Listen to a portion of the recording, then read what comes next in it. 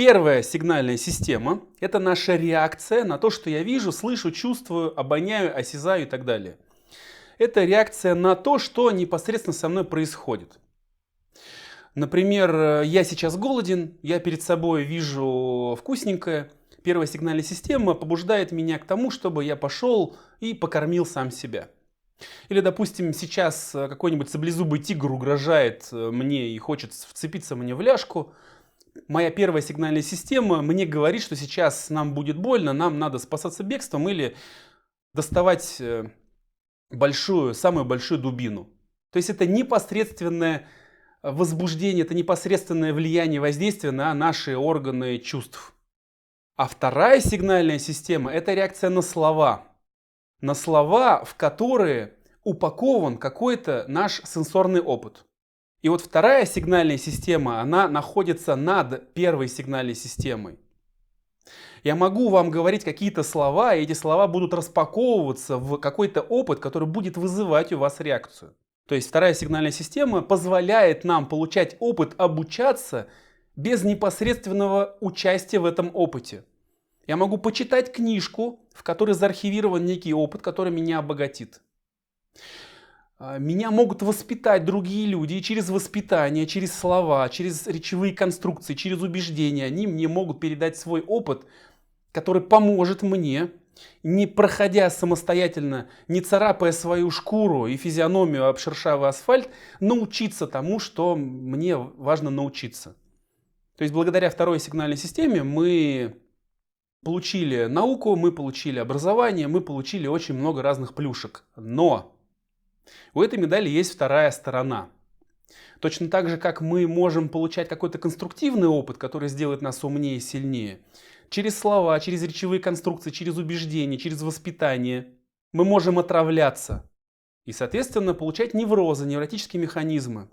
Допустим, я могу сейчас говорить вам какие-то слова, и эти слова будут вызывать в вас простейшие, самые сырые эмоциональные реакции. Я могу называть слова, которые будут являться триггерами ваших простейших эмоций. Тем самым вы будете испытывать неадекватные эмоции. И я могу с помощью слов создавать в вас страдания. То есть, когда мы говорим про страдания, когда мы говорим про неврозы, когда мы говорим про тревоги, когда мы говорим про какие-то эмоциональные мучения, мы всегда говорим про какой-то внутренний конфликт. Конфликт между моими потребностями и какими-то речевыми установками. Между хочу и должен, между тем, что я чувствую, тем, что я думаю и тем, что я делаю, между моими истинными потребностями и ментальными установками, конструкциями, опытом, какими-то словами, которыми меня могли инфицировать или запрограммировать другие люди. Например, у вас есть ваши потребности в самореализации, потребности в безопасности, потребность в ресурсах, в деньгах и так далее. Вы как-то их удовлетворяете. Если мне нужно вам что-то продать, мне нужно создать у вас желание и побудить вас к чему-то.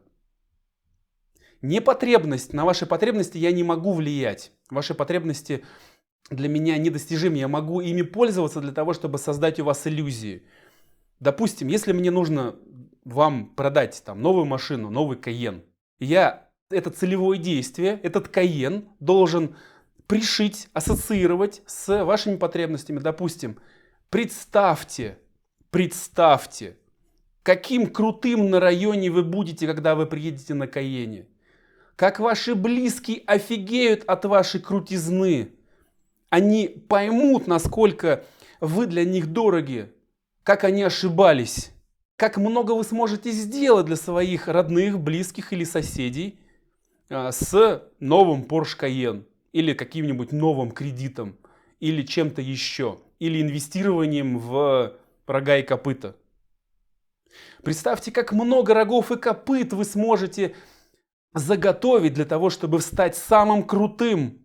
То есть я создаю в вас желание, программируя ваш мозг с помощью слов. Люди едят слова, и люди не могут не есть слова. Для того, чтобы понять слово, вы должны его распаковать и соединиться, прожить весь тот опыт, который стоит за этим понятием, за этим словом. Это происходит все рефлекторно. Это не про ум, это не про разум, это не про интеллект. Так работает психика, так работает наше восприятие, так работает вторая сигнальная система. Таким образом можно создавать в вас страдания, таким образом можно создавать в вас тревоги, дискомфорт, чтобы побуждать вас что-то делать. Можно создавать некий контент, который будет создавать у вас тревогу. Контент, который будет говорить о том, что вы не можете быть в безопасности. Вам что-то угрожает. Вашим ценностям что-то угрожает. Вашему здоровью что-то угрожает. Это были триггеры страха.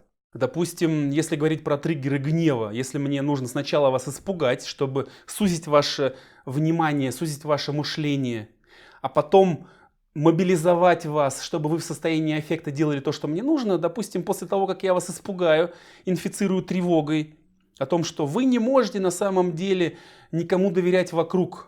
Это эмоциональное заражение, это индуцирование, это наведение эмоций. Я говорю слова соответствующие и сопровождаю мимическими выражениями. О том, что в будущем вас ждет очень много проблем и опасностей. Может быть боли, может быть нужда, и вы не можете никак рассчитывать на помощь от других людей. И все это из-за вот этих засранцев. Вас несправедливо обманули, у вас украли и еще и глумятся. Это триггеры гнева. Соответственно, вас надо сначала испугать, потом разозлить, а потом целевое действие. Если мне нужно было бы какое-то целевое действие от вас, что пойдите сюда и сделайте это, и тогда получите какую-нибудь конфетку.